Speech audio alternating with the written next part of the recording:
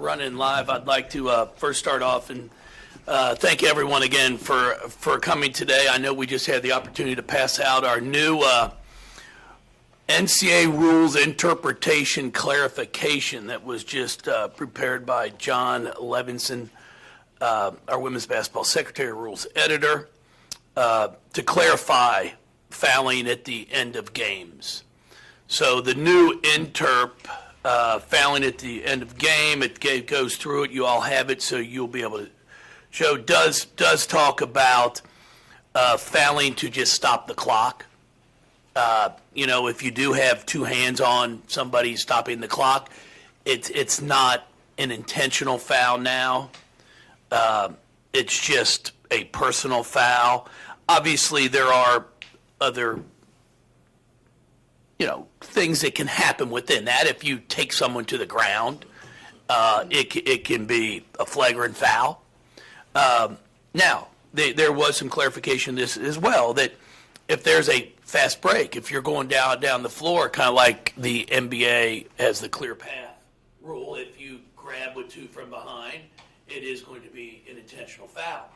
But as you read through this, it does point out and talks clearly to help, as it says, clarifications of the rules. So, hopefully now moving forward, we know as coaches that if you are fouling to try to stop the clock at the end of the game, you're not going to have to worry about the judgment call of, because it was under two buckets. They had two rules that contradicted each other the way it sounds, that you're not going to have to worry about it being called an intentional foul from here on out. So, it's nice to see, because I think it's good for coaches to know that, because going into our game tomorrow night, I was really not sure do you foul at the end of a game anymore, depending on, what can be called, because as was put out and shown, with some videos, our end of our Notre Dame game, there were at least three times where they grabbed with two hands, and not one time did I think that was an intentional foul. It was a personal foul to try to stop the clock and put us at the free throw line, which has happened for hundreds of times, probably already this season. But now that there's a clarification, it's going to help, the officials know what's going on during the game. So I feel good about that.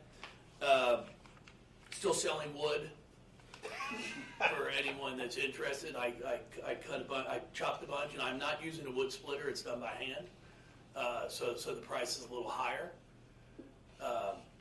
I take good care of it. I've got it stacked right now. It's drying. It's not good for use now. Probably next September, I will take payment installments.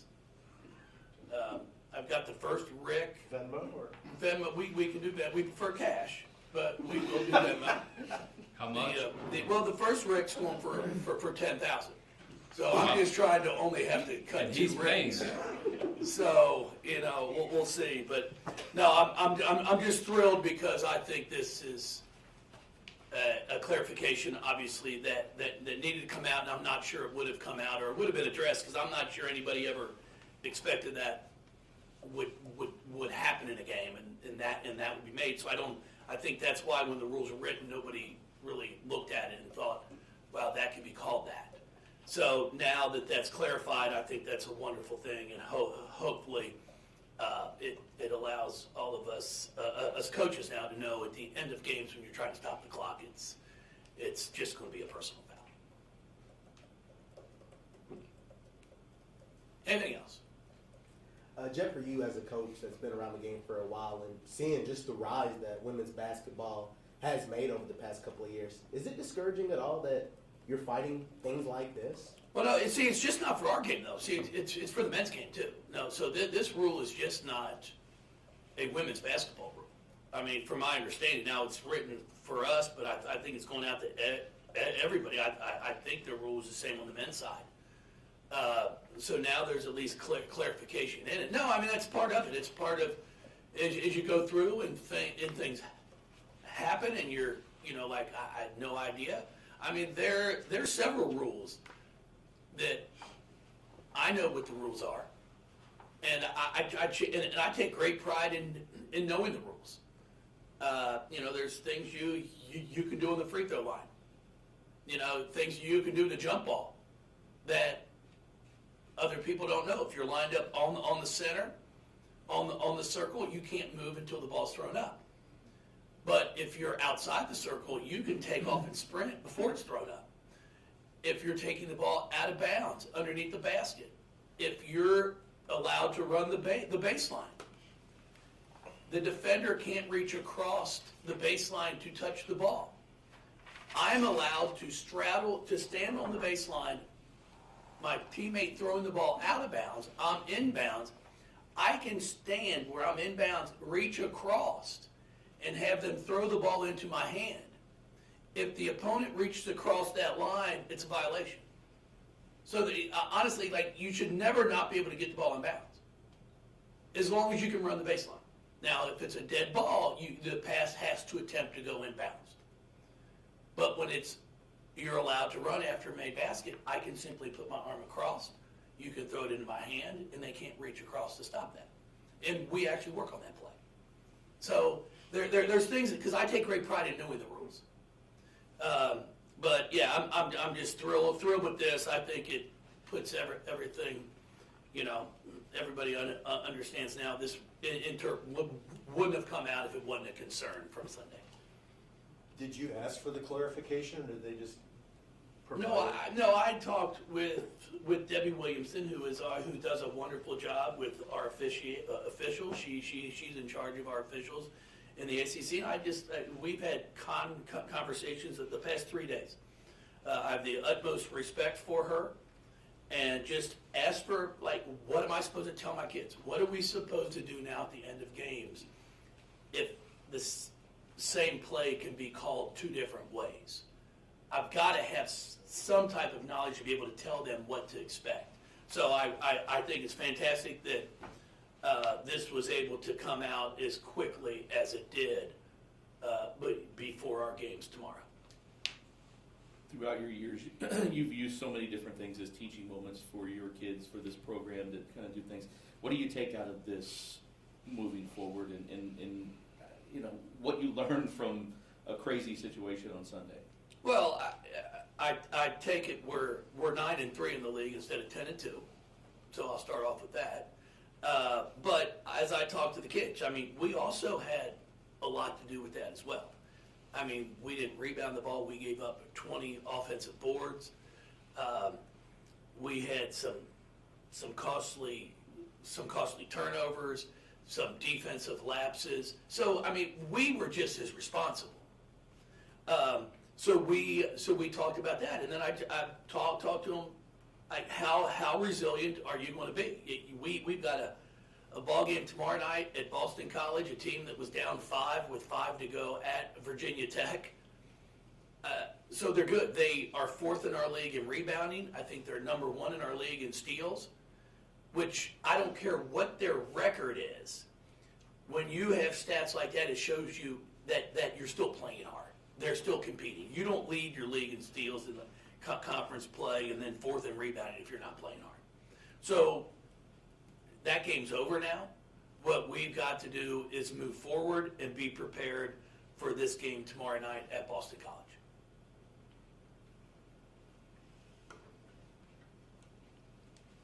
Jeff, you talked about how the ACC has gotten better each year. What do you attribute to that? Is it just the development of players? Is it, recruiting? What do you kind of attribute to that kind of rise in talent and competition? Well, I think it's a little bit of everything. All the players in our league are getting better. I think the transfer portal has something to do with that as well. Where you graduate some players and all of a sudden you might have a year or 2 year have to count on some freshmen. So, it's really going to be a little uncertainty because it's like you're throwing freshmen right in here, and now all of a sudden you can go out and fill in 2 or 3 transfer kids that have the experience. So now instead of having 3 freshmen start, you might only have 1 or 2, and then you're bringing in a 5th-year kid. So recruiting has been a big part of it. I think we have some of the best coaches in our league. So it's fun. Every night you have to show up to compete. That's the one thing that I've always said about this. I mean, there's not someone that I really look at on the roster, the list of who we're playing and say, that's an easy win. It's just not there. I mean, you go down to Pittsburgh. I mean, they've had some great ball games. Been in games all the way in the fourth quarter. So you can't just take anyone for granted. So it's players, it's coaching, it's skill development. It's a little bit of everything. Although you got the interpretation that you were hoping for, as you mentioned, you are 9-3 instead of 10-2, so that loss can be costly for your team going forward. How do you deal with that part of it? Well, that's the part that sucks. I mean, there's no question about that. But we can only take care of what we can take care of now. That's in front of us, and you know, as you move forward, you hope something like that's not something that costs you the opportunity to host the first two rounds of the NCAA tournament, the top 4 seed in our league. There's a lot of things of ramifications at the end of our season that could come from that. But at the same time, I've said it. I mean, we did not do things ourselves that could have helped us win that game. But it's nice to get an interp like this, so then at least I know I'm not crazy. Being that Olivia was the one that had the foul call on her, she seemed like she had to start heating up with those 4 points quickly. I mean, was there a separate conversation with her? I guess how was she kind of feeling after that? No, O's fine. O did nothing wrong. I mean, that play happens all the time. I mean, it happens every game, at the end of a game, at the end of quarters. It happens all the time. I got videos of clips of times we've done it in the past. Teams have done it to us. You know, I've said, you can't do anything about it. I mean, what you do is what you're supposed to do. If she had taken her to the ground, different story. And then I love it. Oh, she wasn't making a play for the ball. Well, how do you know she wasn't making a play? Yeah, she was. The girl was still dribbling. Fair's quick. I mean, she's good. So she's dribbling. Dove across with her right hand, swiped across the body. I mean, you know, if she would have just grabbed her from behind and did a WWE body slam to the ground, then I would, okay, she made no attempt for the ball. But you can't say that she didn't, but obviously we were trying to foul. So it's not, I mean, that's no secret either. We had 2 fouls to give. You know, so, yeah, O's fine. O's excited to play again tomorrow. As I've said, it's one thing I love about coaching basketball is it's 3 days and you're back playing again. It's not a week or possibly 2 if it's a bye week before you play. You talked a couple of weeks ago about Nyla and her development. It seems like she just keeps getting better and better, or maybe it's more consistent in everything that she does. What is it? No, she's getting better. There's no doubt. You know, her consistency on her 15 to 18 foot jump shot is so much better. You've got to now defend her away from the basket, which allows her to have more success around the basket. She drives the ball well. She's got really good footwork, and her free throw shooting. You know, her free throw shooting from this year to last year has improved drastically, and now she's one I can have on the floor at all times. It's not I got to get her out on an offensive, defensive substitution. You got to worry about someone trying to foul her. She's had a great year, and she's always in the gym. And now the next step for her is going to be that comfort of handling the basketball.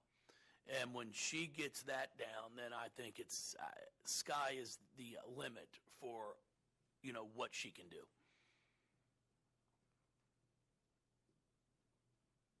Anybody else? I appreciate it. How tired are you after chopping all that wood? I feel great.